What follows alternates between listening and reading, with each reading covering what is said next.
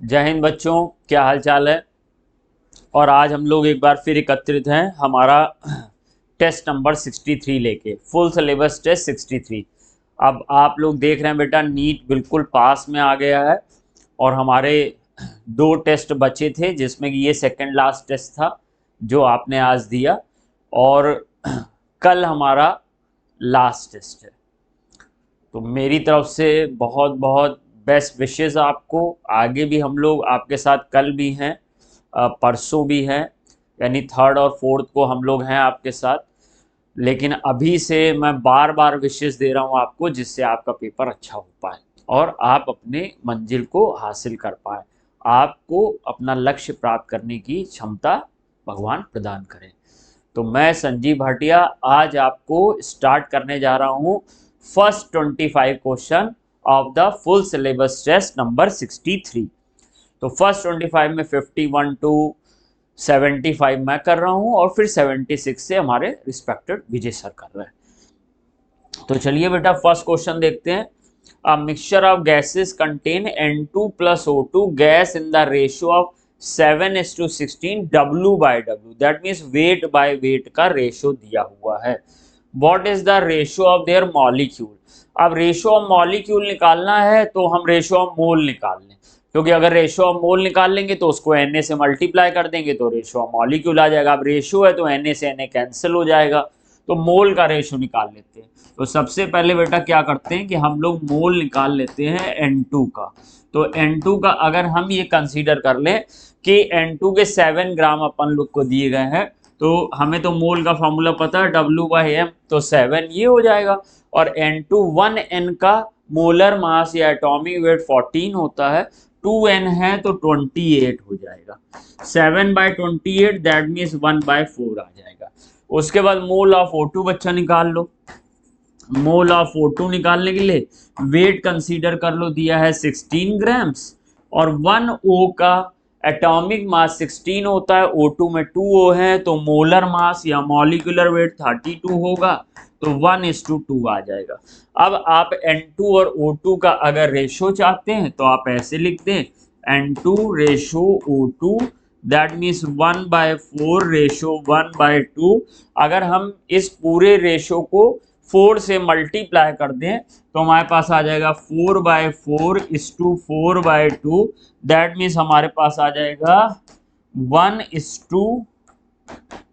अब यहां पे देख लो कि उसने क्या बोला, उसने कहा the ratio of their molecule, तो जो पहले लिखा उसको पहले और जो बाद में लिखा वो बाद में। कभी कभी क्वेश्चन में ट्विस्ट करेगा और यहाँ पे कह देगा mixture of gases contain N2 and O2 in the ratio 7:16, what is the ratio of molecule of O2 and N2, ऐसा बोल देगा। तो अगर O2 पहले और N2 बाद में पूछ लेता तो 2:1 हो जाता, यानी फर्स्ट ऑप्शन हो जाता। यहाँ कुछ नहीं दिया तो हमने N2 और O2 मान लिया है, दैट मीन्स हमारा थर्ड ऑप्शन 51 का सही होगा। तो 51 का थर्ड ऑप्शन हम लोग ने कर लिया। नेक्स्ट क्वेश्चन की तरफ चलते हैं। बहुत अच्छा क्वेश्चन है, वॉल्यूमेट्रिक एनालिसिस का है, प्रैक्टिकल केमिस्ट्री का क्वेश्चन मान सकते हो ये। कह रहा है कि हमारे पास सिल्वर नाइट्रेट है, ठीक है सर, सिल्वर नाइट्रेट ले लिया और सिल्वर नाइट्रेट में हम लोग मिला रहे हैं CaBr2 मिला लिया। कितना कितना मिला रहे हैं वो भी चेक कर लेंगे। तो देखिए रिएक्शन हो जाएगी इसकी, Ag चला जाएगा Br के साथ, तो यहां मिल जाएगा AgBr और AgBr प्रेसिपिटेट हो जाएगा। चलो भाई, और कैल्शियम के साथ आ जाएगा नाइट्रेट, कैल्शियम के साथ हम लोग ने नाइट्रेट ले लिया। रिएक्शन को पहला काम बैलेंस करते हैं, तो बैलेंस करने में यहां पर हम लोग का देखो 2Br है, तो यहां पर 2AgBr कर दो। और अब क्योंकि नाइट्रेट के वहां 2 है तो यहाँ पे 2AgNO3 करना है। ये रिएक्शन हमारी बैलेंस हो गई। अब हम लोग देख लेते हैं कि सिल्वर नाइट्रेट कितना दिया गया, 0.1 मोलर, मोलैरिटी दी गई है, वॉल्यूम दिया गया, तो इसका बच्चा मिलीमोल निकाल लो, मिलीमोल। तो मिलीमोल कैसे निकलेगा, मोलैरिटी इंटू वॉल्यूम इन ml, 300 स्टार्टिंग में, इसका मिलीमोल निकाल लो, मोलैरिटी 0.1 इंटू वॉल्यूम 200। अभी इस समय ये प्रेजेंट नहीं है, 0 है। अब ये मिलीमोल, इसका बच्चा कितना आ गया 30, इसका कितना आ गया 20। अब अगर ये रिएक्शन कर रहा तो रिएक्शन करने में हमको देखना होगा, जब दो लोग हमारे पास दोनों रिएक्टेंट का क्वांटिटी या मोलैरिटी या नंबर ऑफ मोल्स गिवन होता है, तो हम लोग लिमिटिंग रिएक्टेंट को ढूंढते हैं जो कंप्लीटली कंज्यूम हो जाता है। तो लिमिटिंग रिएक्टेंट कैसे निकालेंगे, ये हमारे मिलीमोल हैं, इस 2 से डिवाइड करो तो 15 आएगा, इसमें 20 को 1 से डिवाइड करो तो 20 आएगा। जिसका लिमिटिंग रेशो कम होता है वो लिमिटिंग रिएक्टेंट होता है। तो ये सर लिमिटिंग रिएक्टेंट है, ये कंप्लीटली कंज्यूम हो जाएगा। तो कंप्लीटली कंज्यूम हो जाएगा तो 30 में 30 निकल जाएगा। अब देखो यहां पर जब 2 मोल जाते हैं तो यहां पर 1 मोल खर्च होता है, इसके 30 निकले तो इसमें से 15 खर्च हो जाएंगे, 15 निकल जाएंगे और फिर हम लोग प्रोडक्ट बना लेंगे। अभी हमको बेसिकली क्या कह रहा है, वो कह रहा है कि हमको कंसंट्रेशन ऑफ ब्रोमाइड आयन चाहिए। ठीक है, तो हम लोग को यहां पर, अब देखो यहां पर मेरे पास 5 मिलीमोल बच गया, किसका, कैल्शियम ब्रोमाइड का। कैल्शियम ब्रोमाइड का बच्चा मेरे पास जो मोल है या मिलीमोल है वो 5 मिलीमोल है, ये बच गया। अच्छा ये तो प्रेसिपिटेट हो गया, तो ये ब्रोमाइड की कंसंट्रेशन में काउंट नहीं होगा क्योंकि प्रेसिपिटेट मीन सॉलिडिफाई हो गया, तो ये सॉल्यूशन में Br नहीं रहेगा, सॉल्यूशन के बाहर आ जाएगा। अब ये सॉल्यूशन में रहेगा। एक कैल्शियम ब्रोमाइड अगर टूटेगा तो 2 ब्रोमाइड देगा, दैट मीन्स यहां से मुझे एक कैल्शियम ब्रोमाइड से 2 Br मिलते थे, तो 5 से कितने मिल जाएंगे, 2 इंटू 5 10 मिलीमोल, 10 मिलीमोल मिल जाएंगे, 10 मिलीमोल ब्रोमाइड मिल जाएंगे। अब लेकिन मुझे तो कंसंट्रेशन बतानी है, तो मोलैरिटी ऑफ ब्रोमाइड यानी कि कंसंट्रेशन इक्वल टू हो जाएगा मिलीमोल अपॉन वॉल्यूम इन ml।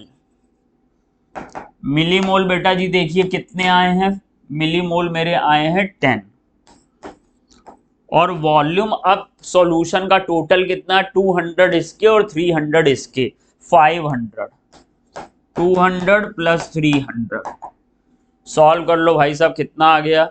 अब ये 500 और 10 तो 1/10, 5 2 जा 0.02, 0.02 molar. That means first option 52 का होना चाहिए, मैच करिएगा। क्वेश्चन नंबर 53 देखिए,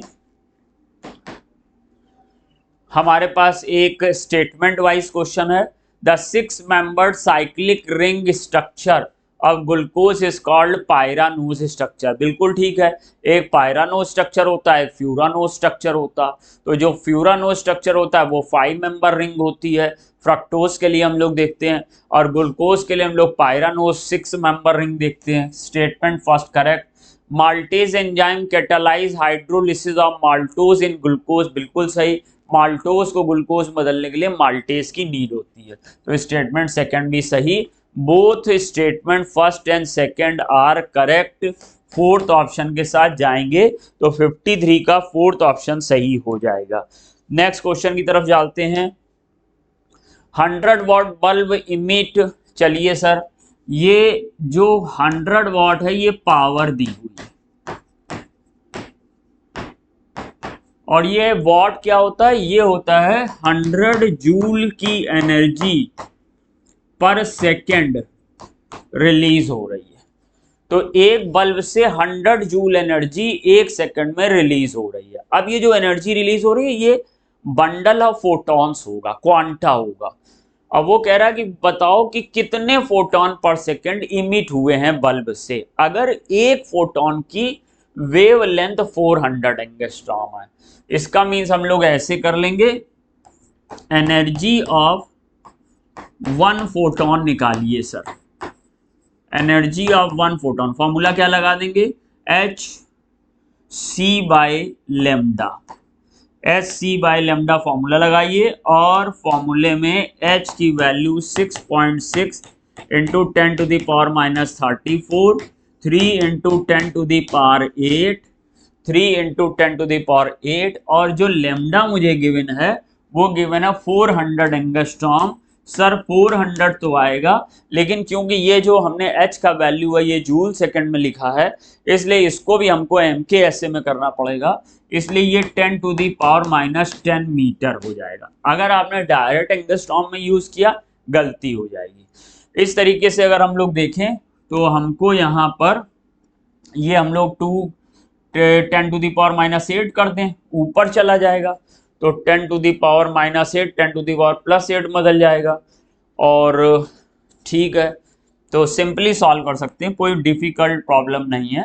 तो हमारे पास ऐसा करते हैं, इसको ये कर ले रहे हैं, कैंसिल कर लीजिए, 2 से ये 200 ले आइए, ये 3.3 ले आइए, 200 ले आइए, 3.3 ले आइए, ये 3 3 9, 3 3 9, 9.9 अपॉन 2 इंटू 10⁻⁻34, ये 10⁻⁻8 हो जाएगा, ऊपर जाएगा 10⁻+8 होगा, दैट मीन्स 10⁻16 हो जाएगा।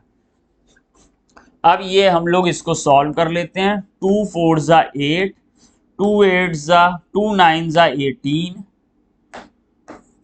और 5 इंटू 10⁻⁻ कितना आ जाएगा 34 और 16, तो सॉल्व कर लेंगे यानी कि 18 आ जाएगा माइनस का। अब हम लोग के पास ये 1 फोटोन की एनर्जी आ गई और यहां से टोटल एनर्जी 100 जूल है, ये सर मेरी जूल में आई है। अब मैं इसको नंबर ऑफ फोटोन निकालने के लिए ये करता हूं, नंबर ऑफ फोटोन निकालना है तो total energy emitted by bulb, energy of 1 photon, energy of 1 photon, तो टोटल एनर्जी कितना आ रहा है 100 जूल पर सेकेंड और ये आ रहा है 4.95 इंटू 10⁻⁻18, 4.95 इंटू 10⁻⁻18, ये 4.95 को अप्रोक्सीमेट में 5 मान ले रहा हूँ, तो जब मैं इसको 5 मान लूंगा तो 5 का ये 20 टाइम्स चला जाएगा, ये 10⁻⁻18 ऊपर जाएगा 10⁻18 हो जाएगा, 20 का एक जीरो और जोड़ लो तो अप्रोक्सीमेट 2 इंटू 10⁻19 आएगा, तो 2 इंटू 10⁻19 सेकेंड ऑप्शन में दिया हुआ, तो मैं सेकेंड ऑप्शन के साथ इसमें जा सकता हूं। नेक्स्ट क्वेश्चन की तरफ चलते हैं। The relation according to Heisenberg uncertainty principle, delta X यानी uncertainty in position, delta P यानी कि multiplied by uncertainty in momentum बराबर या ग्रेटर देन होता है कांस्टेंट h/4π से, ये सही है। Delta E into delta T h/4π, आपने एनसीईआरटी में ये नहीं पढ़ा होगा केमिस्ट्री में, लेकिन ये भी हाइजेनबर्ग अनसर्टेनिटी प्रिंसिपल का एक एक्सटेंशन है कि एग्जैक्ट किसी टाइम पर एनर्जी चेंज को मेजर नहीं किया सकता, तो change in energy into change in time ये भी हमारा एक कांस्टेंट होता है h/4π या उससे वैल्यू ग्रेटर होती है। तो अनसर्टेनिटी इन एनर्जी यानी कि अगर आप एनर्जी एग्जैक्ट निकालते हो तो टाइम पीरियड अनसर्टेन हो जाएगा। फिजिक्स में आप इसको देख सकते हैं या क्वांटम मैकेनिक्स के मैथमेटिकल इक्वेशन की हेल्प से हम इसको प्रूव भी कर सकते हैं, बट ये आपके सिलेबस के बियॉन्ड है। आप कहेंगे सिलेबस के बियॉन्ड है, क्यों दिया गया? क्योंकि ये तथ्य है वास्तविक। अगर मान लो ये आपको नहीं भी पता था तो delta x into delta v equal to या ग्रेटर देन h/4πm, क्योंकि अगर आपने यहाँ पर मोमेंटम को सॉल्व किया तो आपको m डेल्टा वी मिल जाएगा, ये भी इक्वेशन सही है। तो सर ये भी सही है, ये भी सही है और ऑल ऑफ द अबव दिया गया है, तो आपको ऑल ऑफ द अबव के साथ जाना चाहिए और इंफॉर्मेशन के लिए इसको भी याद कर लेना चाहिए कि ये भी होगा, क्योंकि मैथमेटिकल डेरिवेशन आपके सिलेबस में नहीं है। The correct structure of CO and NO2 minus, चलिए हम लोग पहले बना लेते हैं। देखिए CO का स्ट्रक्चर बनाना है तो आप सबसे पहला काम करिए कि ये ऐसे स्ट्रक्चर बनाइए C ट्रिपल बॉन्ड O का, और सी ट्रिपल बॉन्ड ओ का स्ट्रक्चर बनाने के बाद इसको दे दीजिए माइनस चार्ज और इसको दे दीजिए सर प्लस चार्ज। ये इमेजिन करते हैं कि एक पे माइनस होगा एक पे प्लस पे होगा, क्योंकि हम लोग अभी तक ये स्ट्रक्चर पढ़ते थे C double bond O double bond ही बनाता है। तो इसका जो एक लोन पेयर है वो इसको गिवन कर दीजिए, तो एक लोन पेयर इसके पास बचेगा, एक लोन पेयर इसके पास बचेगा। अब आपको तो मालूम है कि जो मॉडर्न थ्योरी है उसमें कोऑर्डिनेट बॉन्ड सिंपल मॉलिक्यूल में यूज नहीं करते हैं। अगर आप कोऑर्डिनेट बॉन्ड को विड्रॉ करना चाहते हो तो जो डोनर है उसको एक प्लस दे दो, जो एक्सेप्टर है उसको माइनस दे दो। लेकिन जब एनसीईआरटी में आप इस फिगर को देखोगे तो वो आपको इसमें इस प्लस माइनस को एक्सप्रेस नहीं करेगा। ये आपको पता होना चाहिए, अंडरस्टूड होना चाहिए कि यहाँ प्लस माइनस होंगे। तो ये आपको सिंपली बस ऐसे ब्रैकेट बना के दे देगा और इस प्लस माइनस को हम लोग रिमूव कर लेंगे। अच्छा देखिए, अब O सिक्स्थ ग्रुप का एलिमेंट है, इसके वैलेंस शेल में 6 इलेक्ट्रॉन होते हैं। अगर इस पे एक प्लस आ जाए तो वैलेंस शेल में कितने बचे? 5। तो देखो एक लगाया बॉन्डिंग में, दूसरा लगाया बॉन्डिंग में, तीसरा लगाया बॉन्डिंग में, 2 नॉन बॉन्डिंग हो गए। कार्बन इमेजिन करो, कार्बन फोर्थ ग्रुप का मेंबर होता है, वैलेंस शेल में 4 इलेक्ट्रॉन, एक माइनस आया, एक इलेक्ट्रॉन बढ़ गया, 5 वैलेंस इलेक्ट्रॉन। 5 वैलेंस इलेक्ट्रॉन में बच्चा एक बॉन्डिंग में लगाया, दूसरा बॉन्डिंग में लगाया, तीसरा बॉन्डिंग में लगाया, एक लोन पेयर यानी कि 2 नॉन बॉन्डिंग इलेक्ट्रॉन बच गए। तो ये माइनस प्लस लाना फ्रूटफुल रहा। अब इनको हटा दीजिए तो ये स्ट्रक्चर बन जाएगा। अब इसमें देखिए, इसमें हमारे पास क्या हो रहा है, इसमें सर O के पास 2 लोन पेयर दिखा रहा, बस यहीं पे ये स्ट्रक्चर गलत हो गया। इसमें देखिए एक लोन पेयर है और ट्रिपल बॉन्ड है, ये सही हो गया। इसमें फिर से 2 लोन पेयर दिखा रहा है, ये गलत हो गया। इसमें भी 2 लोन पेयर दिखा रहा है तो ये भी गलत हो गया। इसका मीन्स ये कि ये तीनों में 2-2 लोन पेयर दिखा रहा है और यहाँ डबल बॉन्ड डाल दिया है। डबल बॉन्ड होता ही नहीं है, CO का बॉन्ड ऑर्डर 3 होता है, इसलिए ये सही हो गया। और जहाँ तक NO2 की बात है तो NO2 का स्ट्रक्चर वैसे तो ऐसे बनना चाहिए, ये डबल बॉन्ड O और ये O माइनस चार्ज। अब देखिए N ने 3 बॉन्ड बनाए, एक लोन पेयर बच गया। ऑक्सीजन ने 2 बॉन्ड बनाए, 2 लोन पेयर बच गए। ये ऑक्सीजन में माइनस चार्ज था, ऑक्सीजन 6 ग्रुप का था, बैलेंस इलेक्ट्रॉन 6 थे, माइनस आ गया 7 हो गए। क्या होगा, 1 लगा दिया बॉन्डिंग में, 2 4 6 3 लोन पेयर आ गए। लेकिन ये स्टेट स्ट्रक्चर दिखा दिया। चलो चेक करते हैं। देखो यहाँ पर एक lone pair, 2 lone pair, 3 lone pair, इस पे माइनस है, यहाँ डबल बॉन्ड और एक लोन पेयर। इसका मीन सेकंड स्ट्रक्चर सही हो गया, यानी ऑप्शन कौन सा हम लोग को करना था? सेकंड, लिख दे रहा हूँ। 56 का सेकंड हो गया। नेक्स्ट हम लोग बात करते हैं 57, बहुत सिंपल है। जेड इफेक्टिव का फॉर्मूला होता है सर जेड माइनस सिग्मा, जहां जेड है एटॉमिक नंबर और सिग्मा है शील्डिंग कांस्टेंट या स्क्रीनिंग कांस्टेंट। सो ये स्लैटर रूल की हिसाब से ZEFF इससे निकालते हैं, बट स्लैटर रूल आपके सिलेबस में नहीं है, आपको केवल ये सिंपल इक्वेशन पता होनी चाहिए। तो जेड माइनस सिग्मा फर्स्ट है हमारा, तो 57 में फर्स्ट के साथ जाएंगे।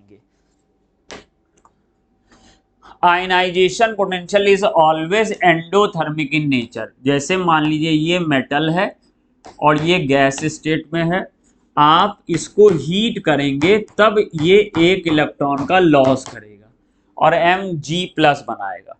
तो ये बेटा ऑलवेज इसकी डेल्टा H प्लस X होगी, X कोई भी वैल्यू हो सकती है, प्लस X होगी, यानी ये ऑलवेज एंडोथर्मिक होगा। ये इलेक्ट्रॉन गेन एंथैल्पी की तरह नहीं कि first electron gain enthalpy mostly exothermic होती है और second electron gain enthalpy always endothermic होती है, तो उसकी तरह इसमें चेंज नहीं होता। तो ये हम लोग ने सेकंड कर दिया। नेक्स्ट जाते हैं 59 question. Which of the following is most electronegative. बच्चा जानता है कि फ्लोरीन पीरियोडिक टेबल का मोस्ट इलेक्ट्रोनेगेटिव एलिमेंट है। विच of the following is smallest in size. तो जब भी आपको ऐसे साइज को कंपेयर करना हो, कुछ एक्सेप्शनल केसेस भी हैं जिनमें ये रूल नहीं लगता लेकिन मोस्ट ऑफ द टाइम लगता, उन एक्सेप्शनल केसेस की बात नहीं कर रहा है। तो साइज बेटा सबसे पहले maximum principal quantum number n पर डिपेंड करता है, इसको शेल नंबर भी कहते हैं। तो जिसका n जितना बड़ा होगा, ज्यादा होगा, उसका साइज उतना बड़ा होगा।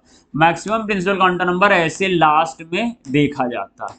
ये देखिए यहाँ पर सब में आपको 3 मिल रहा, यानी कि इस फैक्टर से हमारा साइज नहीं डिसाइड हो पाएगा। तो सर कैसे साइज डिसाइड करेंगे? फिर size inversely proportional to Z होगा अगर एन सेम हो। If n same, if n equal to same, तब जितना ज्यादा जेड होगा उतना ही ज्यादा जेड EFF होगा, उतना ज्यादा अट्रैक्शन पड़ेगा और साइज कॉन्ट्रैक्ट हो जाएगा। तो सर मेरा जेड किस में ज्यादा है? जेड कैसे निकालते हैं? ये इलेक्ट्रॉन गिन के। तो देखिए इसके पास 2, 4, 10, 11, इसके पास जेड 11 है। इसका जेड देखिए 2, 4, 10, 12, 17, इसका जेड 17 है।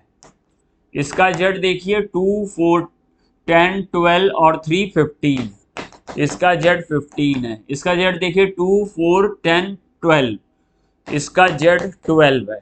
इस तरीके से सेकंड वाले का जेड सबसे ज्यादा है, जिसका जेड सबसे ज्यादा होगा उसका साइज सबसे कम होगा। या ये भी कह सकते हो कि ये सब सेम पीरियड के हैं, तो सेम पीरियड में ऐसा भी देख सकते हो कि ये हमें जो गिवन है, ये हमें गिवन है सोडियम, और ये हमें गिवन है क्लोरीन, और ये हमें गिवन है फास्फोरस, और ये हमें गिवन है, पहचान सकते हो, मैग्नीशियम। तो सोडियम से कम मैग्नीशियम, मैग्नीशियम से कम फास्फोरस, फास्फोरस से कम क्लोरीन, क्योंकि पीरियड में लेफ्ट से राइट जाने पे साइज डिक्रीज करता रहता है। बहुत सारे तरीके हैं, किसी से भी निकाल सकते हो। 61 अमोनिया, ये देखिए ये अमोनिया है, ये स्ट्रक्चर है, ये अमोनियम है सर, ये बच्चा मेरे अमोनियम है। अब भाई साहब आप यहाँ पर बॉन्ड एंगल की अगर बात करें तो अप्रॉक्सीमेट 107 डिग्री होता है। कुछ बच्चे कहेंगे सर हमारी बुक में 106.5 लिखा। जी जनाब बिल्कुल सही, लेकिन 107 अप्रॉक्सीमेटली मान लिया। इसका 109.5 अप्रॉक्सीमेट मान लिया। यहाँ पर भी sp3 हाइब्रिडेशन है, यहाँ पर भी sp3 हाइब्रिडेशन है, लेकिन यहाँ लोन पेयर है इसलिए बॉन्ड एंगल थोड़ा सा कम हो गया। अब वो पूछ रहा है कि करेक्ट स्टेटमेंट बताना। बहुत बढ़िया, अक्सर इनकरेक्ट मांगता है, आज करेक्ट मांग लिया, किस्मत वाले थे आप। Hybridization state is change? नहीं, बिल्कुल नहीं सर, दोनों में sp3 है, हाइब्रिडाइजेशन स्टेट तो नहीं चेंज हो रही है। Bond angle increases, bond angle increase कर रहा, बिल्कुल सही बात हो गई। Ammonia act as a Lewis acid, sir ammonia में N के पास केवल 4 ऑर्बिटल थी और चारों भरी हुई थी। इसके पास वैकेंट d ऑर्बिटल है नहीं, इसलिए किसी से इलेक्ट्रॉन ले नहीं सकता, इसलिए एज ए लुईस एसिड काम नहीं कर सकता। कुछ बच्चे कहेंगे अरे sir lone pair of electron है तो भी तो लुईस एसिड नहीं हुआ, ये लुईस बेस होगा। नहीं बच्चे, ऐसा नहीं है। PCl3 के P पे भी लोन पेयर ऑफ इलेक्ट्रॉन होता है, but PCl3 can act as a Lewis acid. So lone pair होना ना होना लुईस एसिड की पहचान नहीं है, वैकेंट ऑर्बिटल होना ना होना लुईस एसिड की पहचान है। क्योंकि अगर आप किसी से इलेक्ट्रॉन लेना चाहते हो तो उस इलेक्ट्रॉन को रखने के लिए आपके पास वैकेंट ऑर्बिटल भी होनी चाहिए, या आप अपनी कोवैलेंसी को इंक्रीज कर पाए, इतनी क्षमता होनी चाहिए। तो ammonia act as a Lewis acid, ये गलत बात हो गई। Regular geometry is change, sir देखिए ज्योमेट्री और शेप इस पे बहुत विवाद है, और एग्जैक्टली आप कुछ नहीं कह सकते हो। कई बार ऐसा क्वेश्चन आता है कि वो उसमें ज्योमेट्री पूछता है, जैसे कह देगा कि SF4 की ज्योमेट्री क्या होगी। अब SF4 की ज्योमेट्री तो ट्रायगोनल बाय पिरामिडल होनी चाहिए, लेकिन आंसर C100 दिया होगा। और कभी कभी ऐसे पूछ लेगा SF4 की शेप क्या होगी, और वहां ट्रायगोनल बाय पिरामिडल दिया होगा, जबकि शेप C100 है।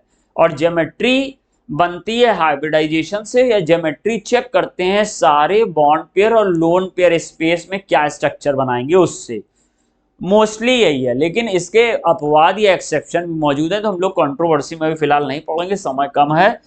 तो यहाँ पर हम लोग को बस इतना ध्यान रखना है कि ये देखो 3 बॉन्ड और 1 लोन पेयर, इसकी ज्योमेट्री टेट्राहेड्रल है, इसकी भी ज्योमेट्री टेट्राहेड्रल है।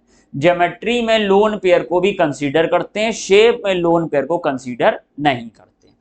तो कह रहा है रेगुलर ज्योमेट्री चेंज नहीं, ये भी ज्योमेट्री है। टेट्राहेड्रल, ये भी टेट्राहेड्रल है। आप कहेंगे सर ये तो पिरामिडल था, पिरामिडल बेटा शेप था, तो इसका शेप पिरामिडल है, इसका शेप भी टेट्राहेड्रल है। सो मेरा सेकंड ऑप्शन यहाँ पे करेक्ट होगा। 62 हाइड्रेशन एनर्जी, तो हाइड्रेशन एनर्जी आपको सबसे पहले चार्ज से निकालनी होती है।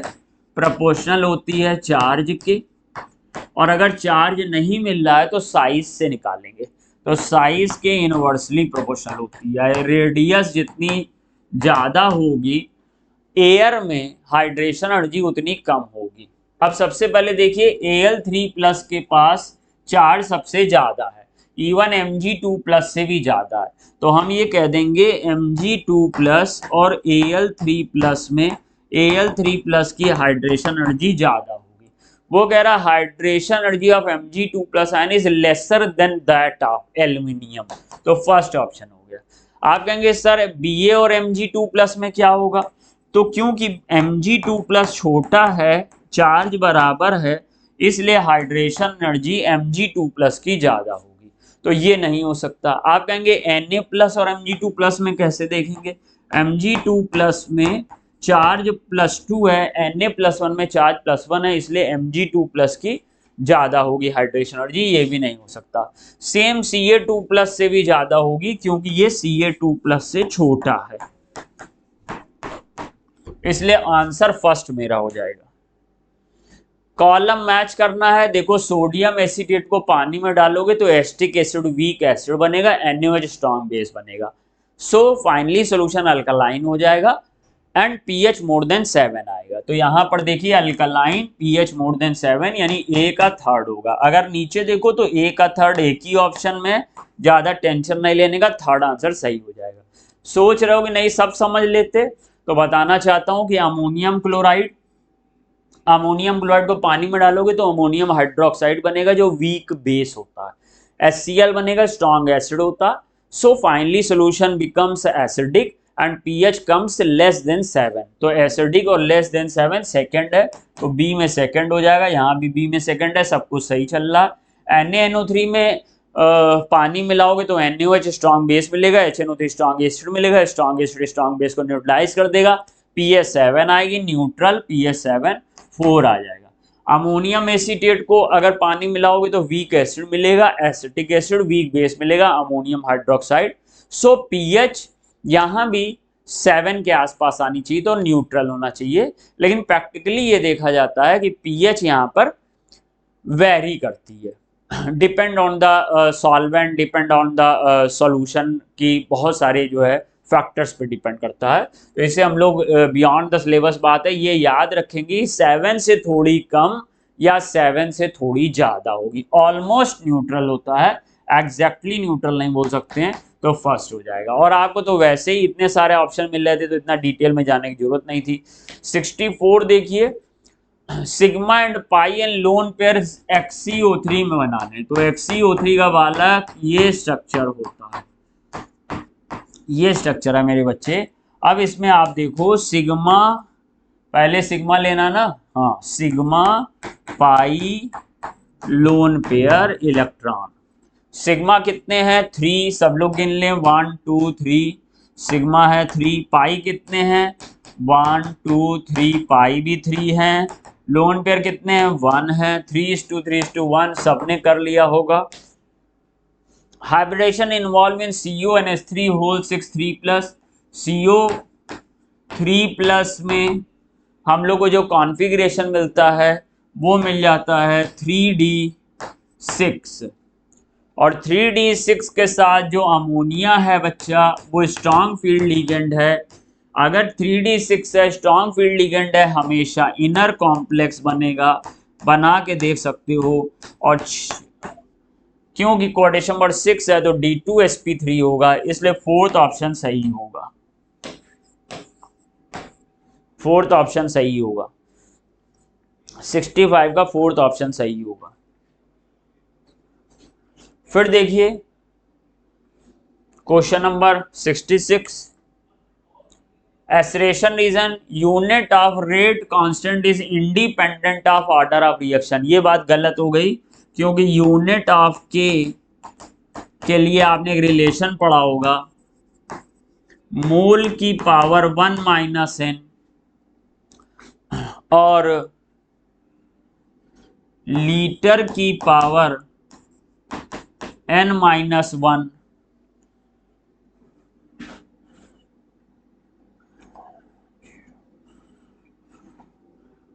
और सेकंड की पावर -1, ये हमारे पास रिलेशन है।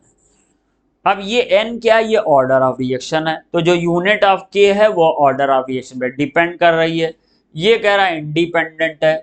सर एसरेशन मेरा गलत हो गया। The power of concentration terms in rate equation, rate equation क्या है, ये है dx/dt equal to k reactant की power n। The power of concentration terms, ये concentration terms in the rate equation keep changing with change in order, तो जब ये change करोगे तो ये भी चेंज हो जाएगी। रीजन सही है, एसरेशन गलत है और रीजन सही है, तो क्या फर्स्ट के साथ जाना चाहिए। 66 में फर्स्ट के साथ हम लोग चले जाएंगे। क्रोमियम एंड कार्बन, जब आप लोग जानते हैं कि ये जब CO क्रोमियम को इलेक्ट्रॉन देता है तो Cr CO को भी इलेक्ट्रॉन देता है, इसे सिग्मा एंड पाई बॉन्ड कहते हैं और इसे सरल शब्द में सिनर्जिक बॉन्डिंग कहते हैं, इसलिए थर्ड भी सही होगा। कोवैलेंट बॉन्डिंग नहीं, कोवैलेंट बॉन्डिंग, कोऑर्डिनेट बॉन्डिंग आप कह सकते थे, लेकिन दो कोऑर्डिनेट बॉन्ड है तो कंबाइन करके क्लब करके सिनर्जिक बोलेंगे। कुछ लोग जल्दीबाजी में कोऑर्डिनेट बॉन्ड कर गए होंगे, लेकिन सिनर्जिक ज्यादा बेटर ऑप्शन है in comparison to coordinate bond.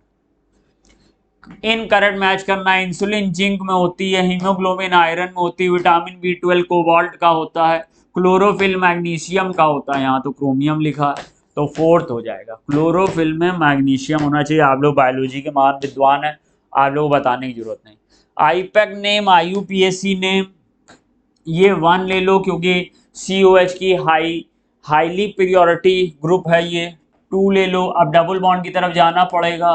3 4 इस तरीके से 2 पे एथाइल है, 2 लिखेंगे, एथाइल लिखेंगे। कितने कार्बन की चेन है, 4 कार्बन की, ब्यूट लिखेंगे।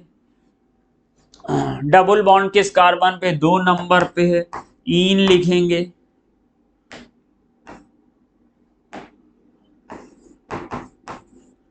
और फर्स्ट पे ओइक है।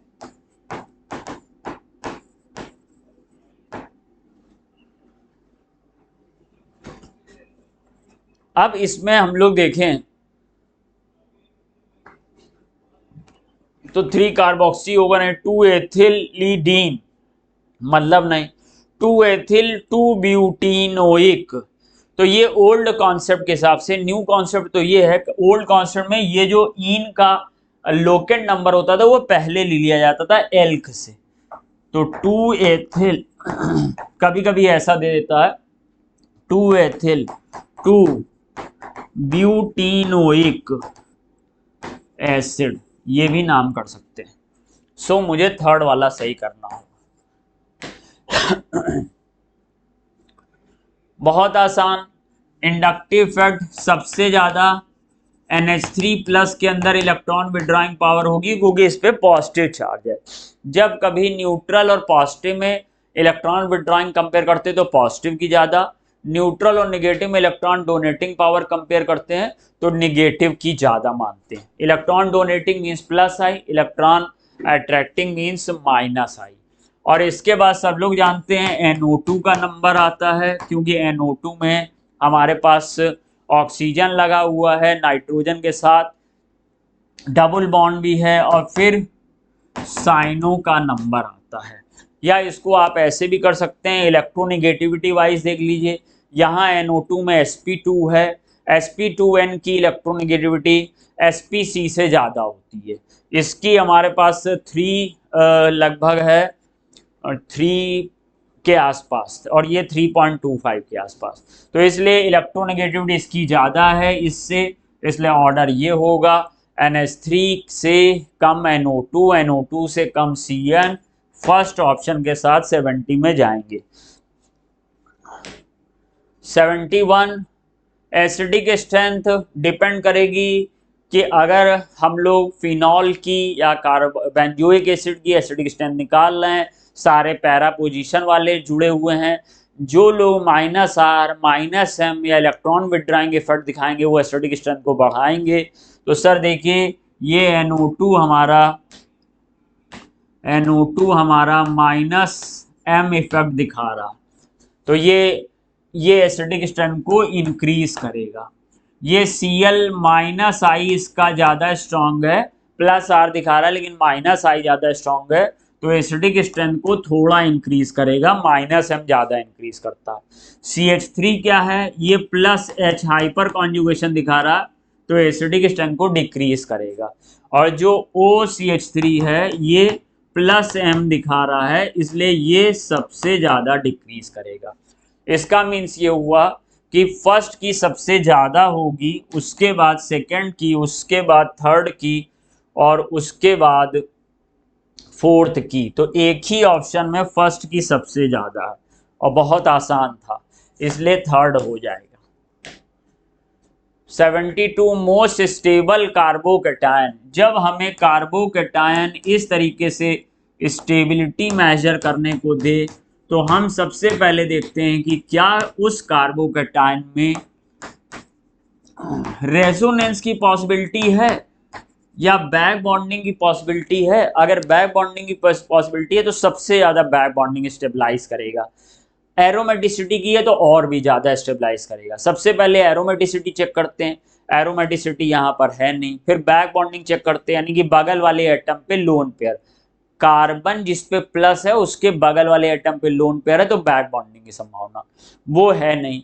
तो फिर रेजोनेंस चेक करते हैं, जो कार्बन पे प्लस है उसके बगल वाले कार्बन पे अगर डबल बॉन्ड है तो फिर रेजोनेंस समझ लो। तो रेजोनेंस बगल वाले कार्बन में डबल बॉन्ड है नहीं, तो फिर हम लोग जो बगल वाला कार्बन उसको अल्फा बोलते हैं, उस पर कितने H लगे हैं वो गिनते हैं, अल्फा H। जिसकी अल्फा H जितने ज्यादा होंगे उसकी स्टेबिलिटी कार्बोकैटायन की उतनी ज्यादा होगी। अगर अल्फा H भी बराबर आ जाए तब इंडक्टिव इफेक्ट देखना, यानी कि जो +I इंडक्टिव इफेक्ट वाला ग्रुप जो हमारा कार्बोकैटायन होगा वो ज्यादा स्टेबल होगा। लेकिन कभी भी पहले इंडक्टिव इफेक्ट मत मिलाना, पहले अल्फा हाइड्रोजन मिलाना। तो चलिए यहाँ पर हम लोग को देखना है। और अभी कल के टेस्ट पेपर में कुछ बच्चों को ये कंफ्यूजन हो गया था, वो ये सोच रहे थे कि ये जैसे ये वाला प्लस चार्ज है तो यहाँ से CH3 छूट के इधर चला जाए और 1,2 मेथाइल शिफ्ट हो जाए। जैसे कि ये वाला मान लीजिए हमारे पास 2 डिग्री कार्बोकैटायन है, अगर इधर शिफ्ट हो जाए तो 3 डिग्री कार्बोकैटायन हो जाएगा, तो मोर स्टेबल हो जाएगा। वो तो बाद की बात है कि वो बाद में क्या करेगा किसी रिएक्शन में, लेकिन अभी आपको ऐसे ही जज करना है। जब कार्बोकैटायन 4 या 3 दिए हैं स्टेबिलिटी चेक करनी, तो उसमें कोई वैगनर रीअरेंजमेंट या मेथाइल हाइड्रेट शिफ्ट करने की जरूरत नहीं है। कुछ बच्चों को कंफ्यूजन हो गया था, इसको एज सच कंपेयर करना होगा। अब बच्चा देखो, ये जो बगल वाला कार्बन है ये अल्फा है, अब इस पे C है तो यहाँ पे कोई भी H नहीं है। ये भी अल्फा है तो इस पे 3 अल्फा H है। वैसे आपने आराम से कर लिया होगा, लेकिन मैं अपनी तरफ से एक्सप्लेन कर दे रहा हूँ। अब देखो ये 2 अल्फा हैं, अब बच्चा इस पे देखो यहाँ पर 2 H हैं, यहाँ पर भी 2 H हैं, तो इसके पास 4 अल्फा H है। इसके पास देखिए इधर 3 है, 3 अल्फा H है, और इधर 2 अल्फा H है, टोटल 5 अल्फा H है। और इसमें देखो केवल ये अल्फा कार्बन है तो 2 अल्फा H है। इस तरीके से सबसे ज्यादा अल्फा H किसमें, थर्ड वाले के पास, तो थर्ड वाला मोस्ट स्टेबल होगा। थर्ड वाला मोस्ट स्टेबल होगा। आप कहोगे सर थर्ड वाले के बाद कौन स्टेबल होगा, सेकंड वाला। सेकंड वाले के बाद कौन स्टेबल होगा, फर्स्ट वाला। और फर्स्ट वाले के बाद फोर्थ वाला। तो मुझे थर्ड, सेकंड, फर्स्ट, फोर्थ, ये ऑप्शन में कार्बोकैटायन की स्टेबिलिटी, और ऐसा आने की संभावना बहुत है। अगर आप PYQ उठाएं और रिएक्शन मैकेनिज्म में देखें कि सबसे ज्यादा क्वेश्चन कौन सा पूछा गया है पिछले 10 साल में, तो कार्बोकैटायन की स्टेबिलिटी। मतलब अगर आप मुझसे पूछे कि रिएक्शन मैकेनिज्म में सर एक हेडिंग बता दीजिए मुझे पढ़नी है, बाकी सब छोड़नी है, तो मैं स्टेबिलिटी ऑफ कार्बोकैटायन आपको सजेस्ट करूंगा। 73 टॉटोमेरिज्म में भी वही होता है कि C डबल बॉन्डो के बगल वाले कार्बन पे अगर sp3 हाइब्रिडाइज H है तो टॉटोमेरिज्म लग जाती है। डबल बॉन्ड है तो डबल बॉन्ड के बगल वाले कार्बन को देखो, वहां पर अगर sp3 हाइब्रिडाइज H है तो भी टॉटोमेरिज्म लग जाएगी ड्यू टू रेजोनेंस। तो हम लोग चेक करते हैं, ये देखिए इसमें ये है हमारे पास ये स्ट्रक्चर है, तो बच्चा यहाँ पर ये ऐसे चेंज होता, ये वाला जो H है ये टूट के इस O पे आ जाता और ये डबल बॉन्ड यहाँ पे आ जाता, जिसकी वजह से मुझे यहाँ पर CHH डबल बॉन्ड COHH मिल जाता है। आप कहेंगे सर ये बनाना हमें नहीं आता, कोई बात नहीं, बस आप ये समझिए ये कार्बन डबल बॉन्ड हो, इसके बगल वाला कार्बन अल्फा, अल्फा पहले देख लो sp3 हाइब्रिडाइज हो तो इसलिए H चला जाएगा। अगर अल्फा पे डबल बॉन्ड है तो उसके डबल बॉन्ड के बगल वाले कार्बन पर देखो क्या sp3H है, तो भी पॉसिबिलिटी है। इसमें देखो आराम से हो गया, ये देखो अब ये फिर से डबल बॉन्ड यहाँ, ये H यहाँ, यानी मुझे क्या मिल जाएगा, मुझे मिल जाएगा HCH double bond COH CH3।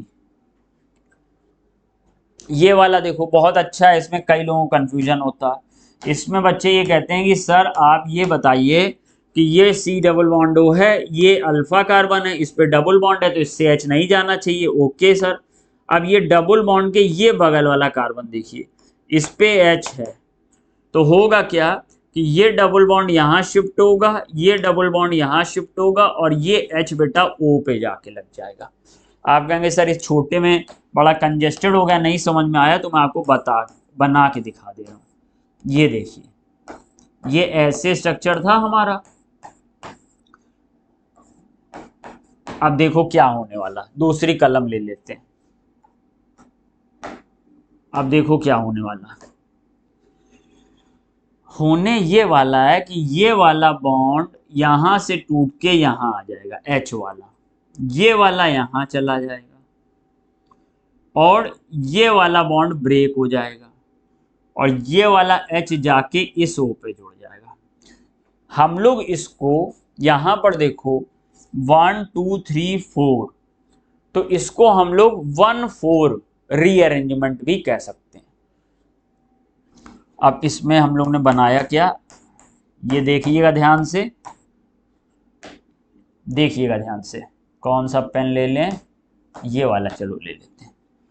अब ये सिंगल बॉन्ड कर दीजिए, ये बॉन्ड टूट गया, ये O पे ये नीचे वाला H आके जुड़ गया और ये वाला डबल बॉन्ड इधर बच्चा आ गया और ये जो H वाला सिंगल बॉन्ड था वो इधर आ गया, ये डबल बॉन्ड पहले से पहले जहाँ था वहीं था और नीचे वाला H गायब हो चुका, तो ये फिनॉल बन जाएगा इस तरीके से।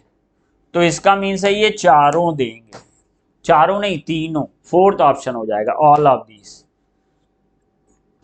अरे तो बहुत आसान है, एल्कोहलिक KOH स्ट्रॉन्ग बेस होता है, वो डीहाइड्रोहेलोजिनेशन करा देगा, तो डीहाइड्रोहेलोजिनेशन कराने के लिए ये एक H यहाँ पे होगा और ये HBr KOH के साथ चला जाएगा और KBr और वाटर बन जाएगा, तो यहाँ पे डबल बॉन्ड आ जाएगा ऑल्टरनेशन में। तो देखो भाई कोई मैच कर रहा, यहाँ पे डबल बॉन्ड है नहीं, यहाँ पर देखो डबल बॉन्ड है, तो थर्ड वाला हो जाएगा dehydrohalogenation. Alkyl halide Wurtz reaction में सिंपल सी बात है, Ri की बॉन्ड लेंथ बड़ी होती है इसलिए वो जल्दी टूटता है, उससे कम RBr, उससे कम RCl, तो फर्स्ट ऑप्शन हो गया। इस तरह से 51 to 75 मैंने डिस्कस किए, अब आगे हमारे रिस्पेक्टेड विजय सर डिस्कस करेंगे। थैंक यू बच्चों। चलिए बेटा, क्वेश्चन नंबर 51 से लेके 76 तक संजीव सर ने कर दिया, 76 ऑनवर्ड 100 तक बेटा हम करते हैं। पहला बेटा which is compound is optically active, तो ऑप्टिकली एक्टिव के लिए बेटा ऑप्टिकल आइसोमेरिज्म के लिए कंपाउंड के पास बेटा कायरल कार्बन होना चाहिए, ऐसा कार्बन बेटा जिसकी चारों वैलेंसी अलग अलग ग्रुप या एटम से सेटिस्फाइड हो, तो क्लियरली बेटा प्रोपेनोइक एसिड में कोई ऐसा कार्बन नहीं है। दूसरा वाला बेटा आपका लैक्टिक एसिड है, जिसमें देखो बेटा ये इसका स्ट्रक्चर है और क्लियरली बेटा इसमें आपको कायरल कार्बन नजर आ रहा है, तो ये बेटा ऑप्टिकल आइसोमेरिज्म शो करेगा। इस वाले में देखो बेटा इधर भी CH3 है, इधर भी CH3 है, इस कार्बन के पास कोई कायरल कार्बन नहीं है, इस कंपाउंड के पास कोई कायरल कार्बन नहीं है, तो बेटा ये ऑप्टिकल आइसोमेरिज्म शो नहीं करेगा। तो 76 का बेटा आंसर सेकेंड।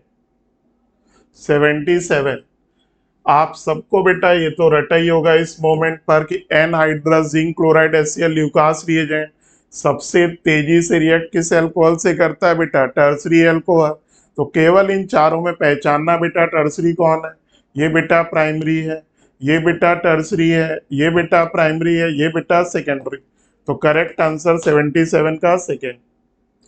78 देखो बेटा ईथर की रिएक्शन HI के साथ, तो जब ईथर की रिएक्शन HI के साथ कराते हैं तो मैकेनिज्म बेटा क्या होता है, SN2। कब SN2 होता है, जब बेटा ये और ये दोनों एल्काइल ग्रुप बेटा क्या हो, प्राइमरी। तो यहाँ देखो दोनों प्राइमरी है, मैकेनिज्म SN2 होगा। SN2 होगा तो बेटा SN2 का मतलब I माइनस किसके साथ जाएगा, स्मॉलर एल्काइल ग्रुप के साथ। प्रोडक्ट बेटा क्या होगा, मिथाइल आयोडाइड, और दूसरा बेटा एल्काइल क्या बनाएगा, एल्कोहल। तो ये बेटा आपका प्रोडक्ट होगा। तो करेक्ट आंसर बेटा आपका कौन सा हो गया, थर्ड। अब यहाँ पर बेटा एक बात याद रखिए, अगर आपका मिक्स ईथर है, एक आर बेटा, अगर आपका एक आर यानी एल्काइल टर्सरी है, बेंजाइल है बेटा, एलाइल है, तब आपका मैकेनिज्म SN1 हो जाता है, इंटरमीडिएट कार्बोकेटायन हो जाता है, आई बेटा इन्हीं ग्रुप के साथ जाएगा।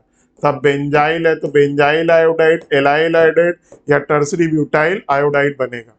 तो आंसर बेटा 78 का थर्ड। 79 इस पे बेटा दो क्वेश्चन रट डालिए।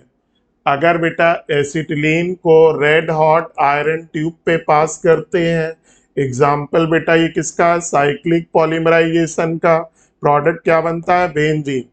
लेकिन हम बेटा पास क्या कर रहे हैं, प्रोपाइन, कितने कार्बन, 3, 3 त्रिका 9, रेड हॉट आयरन ट्यूब पे पास करेंगे तो बेटा क्या बनता है, 1,3,5 ट्राई मिथाइल बेंजीन, जिसका कॉमन नेम बेटा क्या है, एसिटिलीन। आंसर बेटा third. Which among the following non reducing sugar, सबको याद होगा ग्लूकोज रिड्यूसिंग शुगर है, maltose reducing, lactose reducing, sucrose non reducing. फिर रिएजेंट विच डज नॉट, देखो वो रिएजेंट जो एसीटोन और बेंजल्डिहाइड दोनों से रिएक्ट नहीं करता। देखो सोडियम बाइसल्फाइड बेटा करता है, फिनाइल हाइड्राजीन करता है, क्या बनाएगा, फिनाइल हाइड्राजोन, ठीक है ना। फिनाइल हाइड्राजोन रिएक्शन क्या होती है, एडिशन, पहले एडिशन होता है, एडिशन एलिमिनेशन रिएक्शन। अब आइए फेलिंग सॉल्यूशन।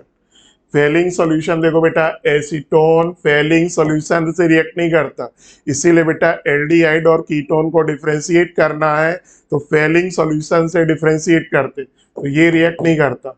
बेटा बेंजल्डिहाइड भी aromatic aldehyde like benzaldehyde Fehling को रिस्पॉन्स नहीं करते क्योंकि इनके पास अल्फा हाइड्रोजन नहीं होता। तो आपका करेक्ट आंसर बेटा कौन होगा, third.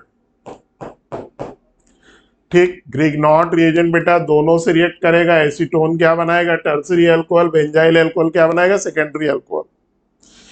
Formaldehyde primary alcohol, other aldehyde secondary alcohol, ketone tertiary alcohol, किसके साथ, ग्रिग्नॉट के साथ। तो फेलिंग सॉल्यूशन एसीटोन को बेटा रिस्पॉन्स नहीं करेगा, बेंजल्डिहाइड को भी रिस्पॉन्स नहीं करेगा। अब देखो बेटा ये कह रहे हैं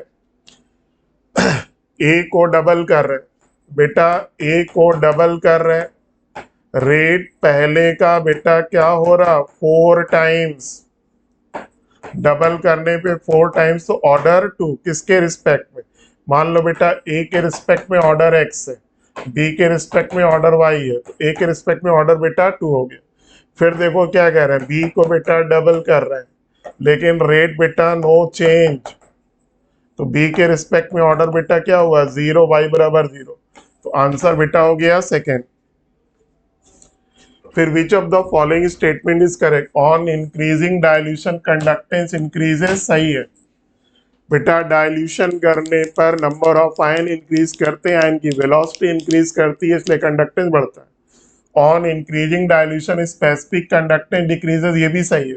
देखो स्पेसिफिक कंडक्टेंस बेटा किसके कारण होता है, 1 ml का कंडक्टेंस स्पेसिफिक कंडक्टेंस, और सही बोले तो 1 ml सॉल्यूशन में जितने आयन होते हैं उनका कंडक्टेंस। तो जब आप पानी मिलाओगे डाइल्यूशन करोगे तो 1 ml में नंबर ऑफ आयन बेटा घट जाएंगे, इसलिए बेटा स्पेसिफिक कंडक्टेंस घट जाएगा, सही है। लेकिन बेटा डाइल्यूशन करने पर मोलर इक्विवेलेंट दोनों बढ़ते हैं, क्यों, वहां वॉल्यूम से कोई लेना देना नहीं है। जब आप पानी मिलाते हो तो डिग्री ऑफ डिसोसिएशन बढ़ता है, नंबर ऑफ आयंस बढ़ते हैं, एज वेल एज आयन की वेलोसिटी बढ़ती है, तो आंसर फोर्थ। फिर देखो nucleophilic substitution of vinyl chloride difficult than ethyl chloride, बिल्कुल सही है। देखो बेटा विनाइल क्लोराइड में या हेलोबेंजीन में रेजोनेंस के कारण, यहाँ Cl बेटा प्लस m होता है, रेजोनेंस के कारण पार्शियल डबल बॉन्ड का करेक्टर आ जाता है। कार्बन क्लोरीन बॉन्ड में पार्शियल डबल बॉन्ड का करेक्टर, ये बॉन्ड नहीं है, पार्शियल डबल बॉन्ड का करेक्टर, जिससे बॉन्ड लेंथ बेटा घट जाती है, बॉन्ड की स्ट्रेंथ बढ़ जाती है। विनाइल क्लोराइड इसलिए न्यूक्लियोफिलिक सब्स्टिट्यूशन नहीं के बराबर देता है या नहीं देता। इथाइल क्लोराइड में ऐसा बेटा कुछ नहीं है, ये बेटा CH3 इलेक्ट्रॉन Cl को फैसिलिटेट करता है Cl- के फॉर्म में निकलने में, इसलिए बेटा आसानी से न्यूक्लियोफिलिक सब्स्टिट्यूशन देता है। और इथाइल क्लोराइड का न्यूक्लियोफिलिक सब्स्टिट्यूशन SN2 होता है। फिर vinyl group is electron donating group, गलत। देखो इलेक्ट्रॉन पेयर बेटा विनाइल क्लोराइड में किधर जा रहा, विनाइल की ओर, टूवर्ड्स डबल बॉन्ड जा रहा। तो अगर बेटा अवे फ्रॉम डबल बॉन्ड जाता, टूवर्ड्स डबल बॉन्ड आ रहा ना, तो ये इलेक्ट्रॉन अट्रैक्टिंग हुआ। टू अगर दूर जाता तो इलेक्ट्रॉन डोनेटिंग होता। तो विनाइल ग्रुप बेटा इलेक्ट्रॉन डोनेटिंग नहीं, इलेक्ट्रॉन अट्रैक्टिंग दिख रहा, तो बेटा रीजन आपका गलत है। Electron vinyl group electron attracting यहाँ दिख रहा है, इसके रिस्पेक्ट में पूछ रहा है, ध्यान रखिएगा। A is true, R is false। देखो बेटा यहां पर Cn है, इलेक्ट्रॉन पेयर बेटा कोबाल्ट को कौन दे रहा, कार्बन। यहाँ Nc आइसोसाइनेट कौन दे रहा, नाइट्रोजन। देखो बेटा यहाँ पर डोनर कार्बन है, वहां डोनर नाइट्रोजन है, तो बेटा जब डोनर एटम डिफरेंट होते हैं तो वहां पर क्या होता है, लिंकेज आइसोमरिज्म। लिगेंड सेम है लेकिन डोनर एटम डिफरेंट है। विच of the following is white precipitate, BaCl2 बेटा किसके साथ व्हाइट प्रेसिपिटेट देता है, सल्फेट आयन के साथ। इन तीनों में जो बेटा सल्फेट आयन देगा उसके साथ बेटा प्रेसिपिटेट देगा। यहाँ देखो सल्फेट बेटा कोऑर्डिनेशन स्फीयर के अंदर है, तो ये बेटा आयन के फॉर्म में नहीं लेगी। यहाँ पर एनायन क्या Br-, यहाँ एनायन बेटा सल्फेट आयन, यहाँ एनायन बेटा Br- है, तो यहाँ पर बेटा आपका बेरियम सल्फेट का व्हाइट प्रेसिपिटेट बनेगा। फिर देखो correct order of stability Mn+6, Mn+6 बेटा क्या होगा, Mn का कॉन्फ़िगरेशन 3d5 4s2, 6 इलेक्ट्रॉन निकालो 3d1 हो गया, ठीक है ना। जबकि यहाँ पर देखो इसका कॉन्फ़िगरेशन बेटा क्या है 3d5, तो Mn+2 ज्यादा स्टेबल होता है Mn+6, तो पहला बेटा गलत। अब दूसरे में देखो Mn+2 Mn+3 से ज्यादा स्टेबल है, सही है, क्यों, Mn+3 बेटा क्या है 2 1 3 3d4, ये बेटा क्या है अनस्टेबल। और ये वाला बेटा क्या है Mn+2 ऑलरेडी बताया 3d5 स्टेबल है।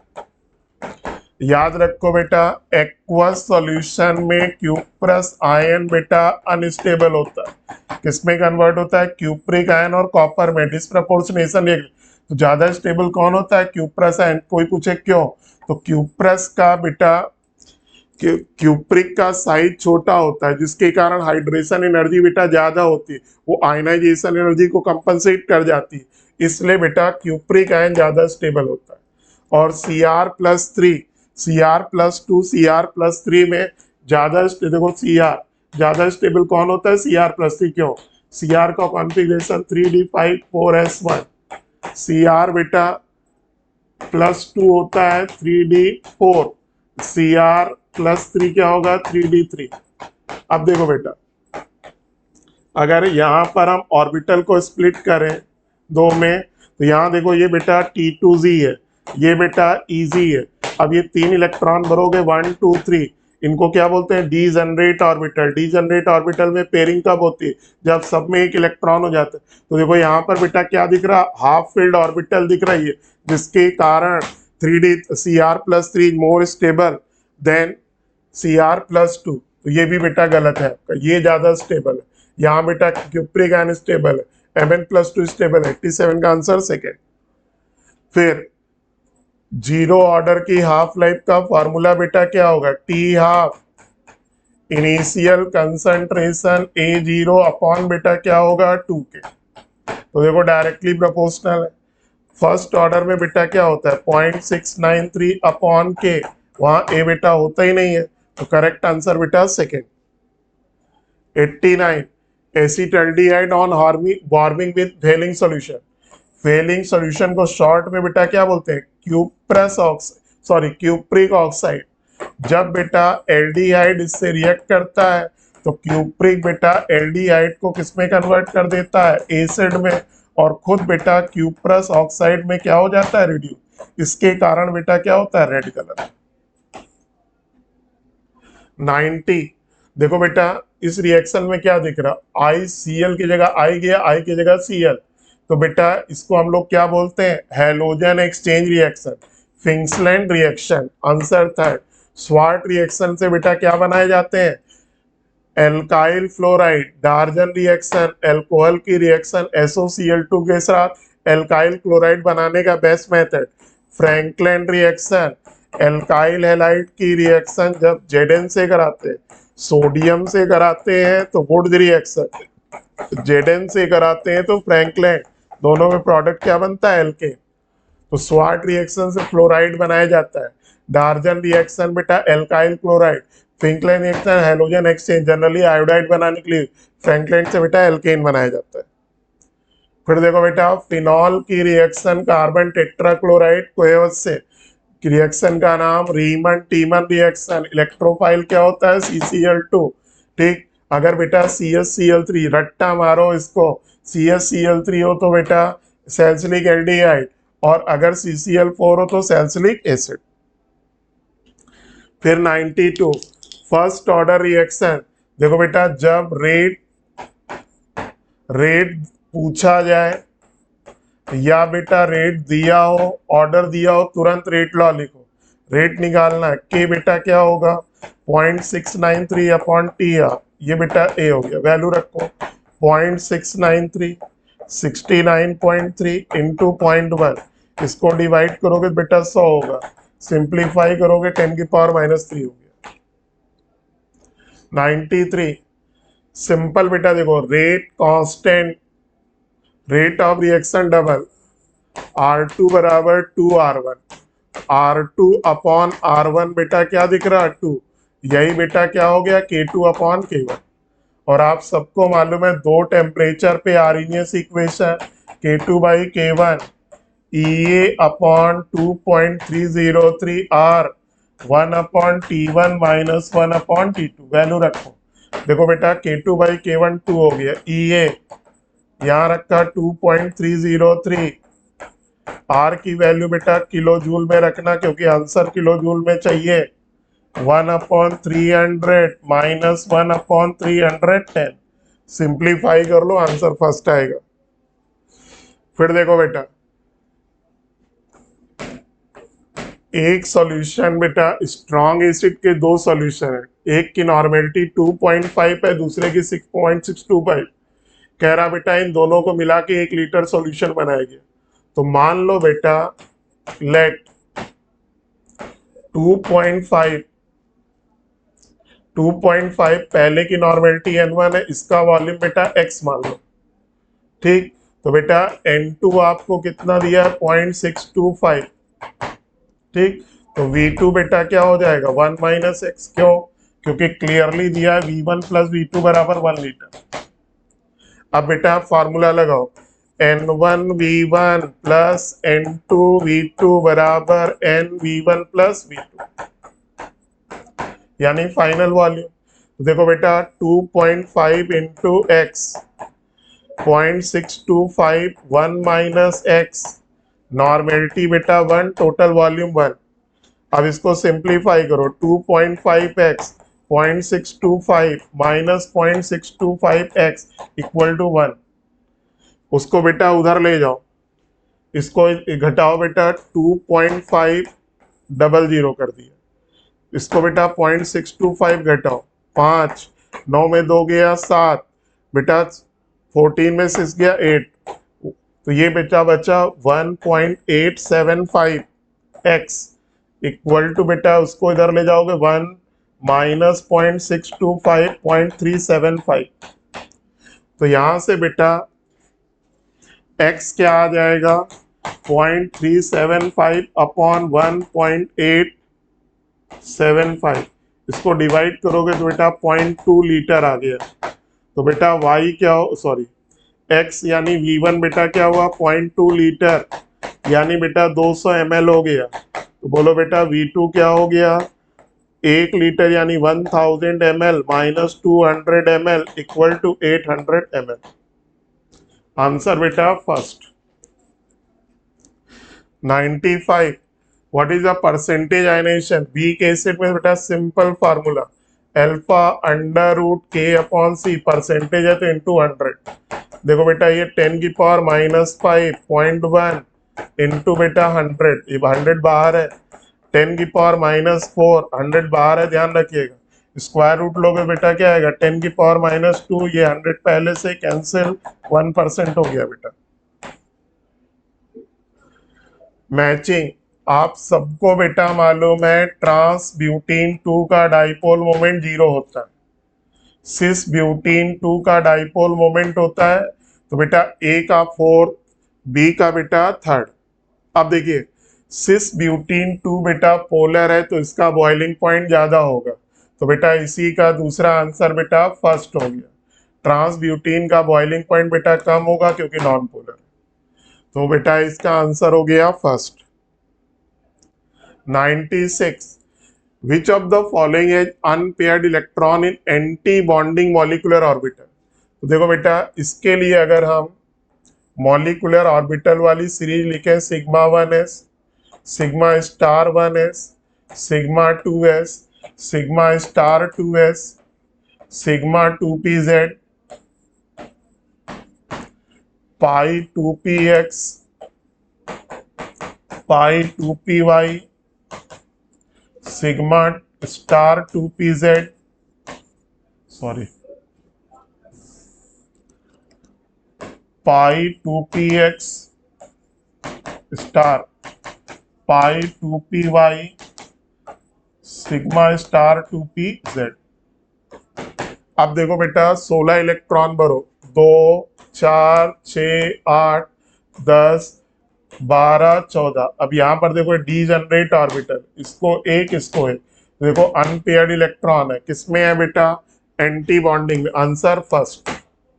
अब देखो इन तीनों के लिए सीरीज क्या होती है, sigma 1s, sigma star 1s 14 या उससे कम वाले के लिए, sigma 2s, sigma star 2s, pi 2px, pi 2py, sigma 2pz, pi 2px equal to pi 2py, sigma 2pz star हो गया।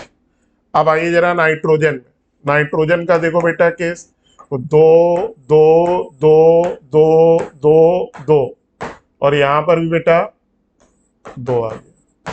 तो देखो बेटा सभी क्या है पेयर्ड, ये क्या है पैरामैग्नेट, सॉरी डायमैग्नेटिक। अब आइए C2 12 करोगे तो देखो बेटा 2 2 2 2 2, ठीक है ना, तो इसमें भी देखो बेटा सभी पेयर्ड है। अब बेटा B2 करोगे आप 10, दो दो दो दो, लेकिन अब देखो डीजनरेट ऑर्बिटल एक और एक, कहाँ चला गया? तो क्लियरली दिख रहा बेटा N2 और N2 और C2 बेटा क्या है? डायमैग्नेटिक। O2 और B2 क्या है? पैरामैग्नेटिक। इसमें दो इलेक्ट्रॉन बेटा किसमें है? बॉन्डिंग में अनपेयर्ड। इसमें दो किसमें? एंटी बॉन्डिंग में। Answer first. फिर देखो करेक्ट ऑर्डर, देखो अगर आप पीरियोडिक टेबल देखोगे, निकेल, पैलेडियम, प्लेटिनम,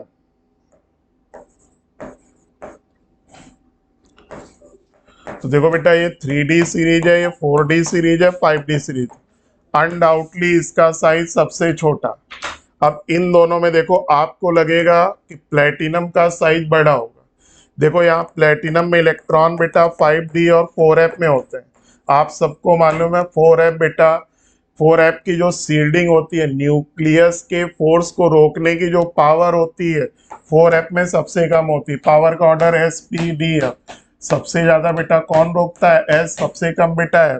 तो 4f की सील्डिंग पावर बेटा सबसे कम, न्यूक्लियस के फोर्स को बेटा वो रोक नहीं पाता, जिससे न्यूक्लियस का फोर्स आउटर इलेक्ट्रॉन को बहुत तेजी से अपनी ओर खींच लेता है, जिसके कारण बेटा साइज घट जाता है। इसी को हम लोग क्या बोलते हैं? Lanthanide contraction. प्लेटिनम और पैलेडियम का साइज ऑलमोस्ट सेम होता है। 98 का second. 99 which of the following can work as a good oxidise. देखो यहाँ पर बेटा Mn+3 है, ऑक्सीडाइजिंग एजेंट है, तो बेटा एक इलेक्ट्रॉन लेकर क्या बनाएगा? Mn+2। देखो बेटा ये आपका 3D5 है, जबकि ये बेटा क्या है? 3D4 है। कॉन्फ़िगरेशन क्या होता है? 3D5 4s2। बेटा ये तीन इलेक्ट्रॉन लगे, देखो ये बेटा क्या है? More stable. तो 3D Mn+3 Mn+2 में जाना चाहता है, ऑक्सीडाइजिंग एजेंट काम करेगा। सिमिलरली CO+3, ये बेटा क्या होगा? 3D7। CO का क्या होता है? 3D7 4s2 होता है। तो देखो बेटा ये आपका CO+3 क्या है? आपका CO+3, ये बेटा क्या है? 3D6, ये अनस्टेबल है। एक इलेक्ट्रॉन लेकर बेटा है 3D7 सॉरी CD+2 में जाना पसंद करता है, जो कि स्टेबल है बेटा 3D7। ठीक है ना? तो ये भी बेटा ऑक्सीडाइजिंग एजेंट काम करेगा। C+4, आप सबको मालूम है इसकी बेटा सीरियम की बेटा ऑक्सीडेशन नंबर ज्यादा स्टेबल कौन होती है? बेटा +3। ये भी बेटा +3 में जाना पसंद करता है, क्योंकि स्टेबिलिटी मिलती है इसको। तो ये भी ऑक्सीडाइजिंग एजेंट का काम करेगा। इसमें आंसर बेटा fourth. 100 which is example of ideal solution. देखो बेटा यहाँ पर हाइड्रोजन बॉन्डिंग बनती है, ये बेटा हाइड्रोजन बॉन्डिंग जहाँ बनती है वहां negative deviation. HNO3 water, acid water बेटा negative deviation. Ethyl alcohol water बेटा पॉजिटिव डेविएशन। और जब ए और बी एक ही फैमिली के दो मेंबर हो तो सॉल्यूशन बेटा क्या होगा? Ideal. Ethyl alcohol, methyl alcohol ideal, benzene toluene ideal, N-हेक्सेन N-हेप्टेन ideal, chlorobenzene bromobenzene ideal, ethyl bromide ethyl chloride ideal. तो ये बेटा 100 क्वेश्चन के बेटा डिस्कशन हो गए। ठीक, तो 51 से लेके 75 तक बेटा संजीव सर ने कर दिया, 76 ऑनवर्ड 100 तक बेटा हमने कर दिया। ठीक, उम्मीद करते हैं कि बेटा आज के पेपर में केमिस्ट्री में जो भी डाउट होगा हम लोग के डिस्कशन से आपका वो क्लियर हो गया होगा। ठीक है भाई, ओके, थैंक यू।